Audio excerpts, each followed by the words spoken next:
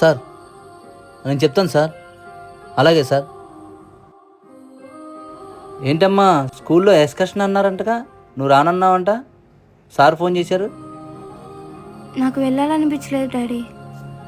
చక్కగా వెళ్ళొచ్చు కదే. ఊరుకోమా, నువ్వు కూడా అలా అంటావు. ఇప్పుడు నేను ట్రిప్కి వెళ్ళాలంటే 1000 రూపీస్ అయింది. నాన్న 2 రోజులు కష్టపడితే కానీ ఆ డబ్బులు రావమ్మా మనకి. నా 2 గంటల ఎంజాయ్మెంట్ కోసం ఆ డబ్బుల్ని వృధా చేయడం నాకు ఇష్టం లేదమ్మా. తనకంటే ఒక జీవితం ఉందని మర్చిపోయి మన కోసం కష్టపడుతున్నాడమ్మా నాన్న. మనమే అర్థం చేసుకోకపోతే ఎలా అమ్మా? మదిలో ఎంతో దిగులే ఉన్నా నవ్వుతూ నన్నే పెంచావు నాన్న.